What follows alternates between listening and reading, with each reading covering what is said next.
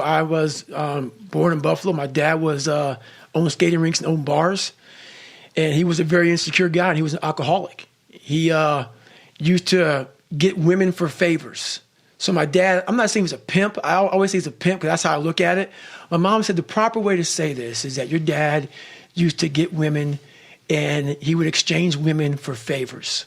So there you go. That's pretty much a pimp. He was a pimp, right? He was a fucking pimp. So basically, that's my dad. He was a guy that didn't care much about anything but himself. But he was kind of a baller in your community, He was a big baller, right? Knew O.J. Simpson big time. Knew all the Buffalo Bills. Him and Rick James were best friends. Wow. So we had two different sides. It was the side that everybody saw, which was the side of this man. Your dad is so damn cool, man. He's awesome. And we lived on Paradise Road. The second that door was shut in that house, it was game on. The real him would come out. It was a perfect Jekyll and Hyde. So when you're born into that at a young kid, and like you're getting beat for no reason, I'm not. Whippings are whippings, man. Yeah. But this guy would beat you for no reason, just because he was drunk, just because he saw you, whatever.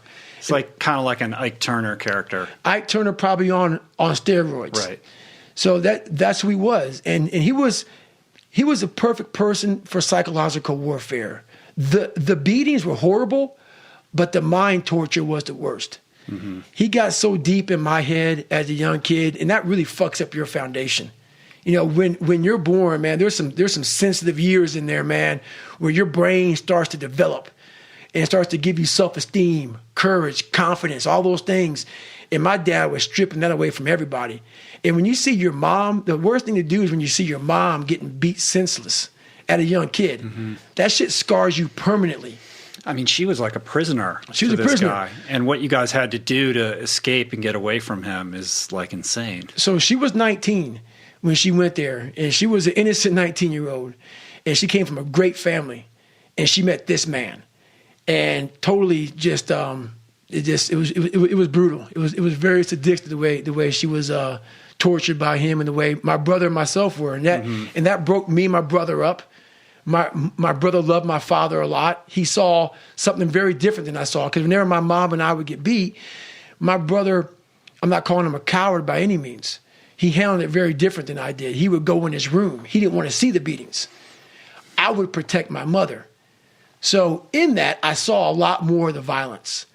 I was trying to protect her. In me trying to protect her, I really got beat. Mm-hmm. So when you're constantly in that battle, in that struggle, and your brother's going in a different room because he didn't want any part of this shit. He hated it, and he loved family.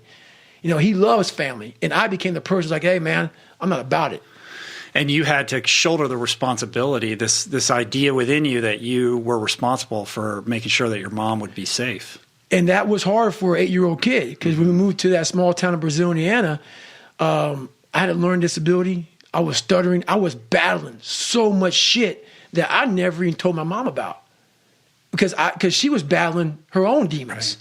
Right. So at 8 years old, I'm looking for comfort, and I'm like, hey, don't bother your mom with shit. You were not the man of the house. And I started becoming real protective of my mother at a young age. So whatever you're going through, man, you're on your fucking own. You're not gonna tell your mom shit. And she ended up finding out later through the school systems and through me failing and through me, all these issues I went through. She found out a lot, but I kept as much as I could from her, man. And that really was a hard task for me to raise yourself mentally when you're already in the deepest, darkest dungeon of all time.